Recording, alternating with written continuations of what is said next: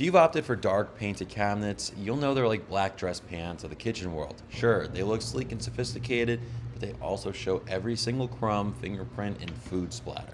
Really, what they're best at is revealing every nick, chip, and imperfection in glaring detail thanks to the striking contrast. A lot of the times, people are concerned when their cabinets are looking like this that they got an inferior product or what they got just isn't the quality that they hoped for and they expected to get. But the reality is, all painted cabinets chip. It's just the way that it is. Think about the mechanics going behind these kinds of damages. Wood is able to dent. So when you bang a cabinet and the wood dents, it compresses in. However, the paint is not flexible. It's more brittle. Not that it's weak. It is a strong, heavy-duty paint, but it does not have the properties to flex in with the wood when the wood gets dented. So this causes the paint to chip out from its spot, causing the paint chip, and what you're seeing here is contrast. It looks a lot worse than it actually is. A lot of these things are very minor, but especially with dark cabinets, it sticks out like a sore thumb. Now, the first step in making any great repair is starting with a clean surface.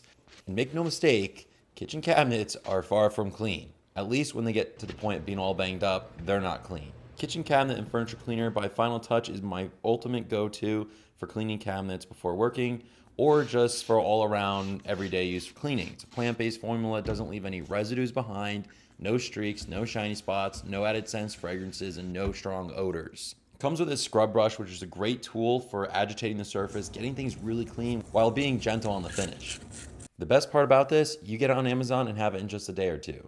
You can find the link for this product in the description below or in my bio. Now, when it came to doing the touch-ups on these cabinets, there wasn't anything too major here. It was just a lot of little things, a lot of little nicks and chips throughout the whole place. So any sharp edges or corners were sanded out smooth and painted over. And if there were any dents or anything that was too deep to just sand out, they were filled, sanded out, and then sprayed over. One thing I love doing on draw fronts is sanding them smooth, masking off, and then spraying just the tops because it gives it a really nice, fresh, clean look. It's really the first thing you see when you open the drawer and look inside. You really see that top edge, so it really makes it pop.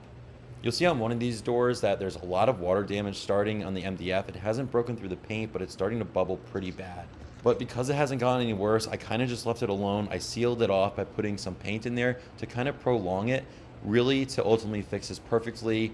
It would have to go through the shop, get totally stripped down, sanded out, and repaired properly, and then fully resprayed.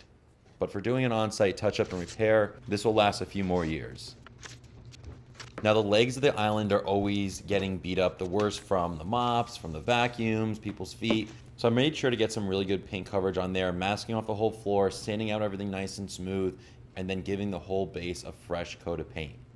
Overall, this island came out phenomenal. As you saw the before and after photos earlier, and I gotta say, from where we started, it came out amazing. Looks totally brand new. Even just getting rid of the contrast makes a whole difference, but once you go ahead and do the repairs properly, it makes it look 100 times better.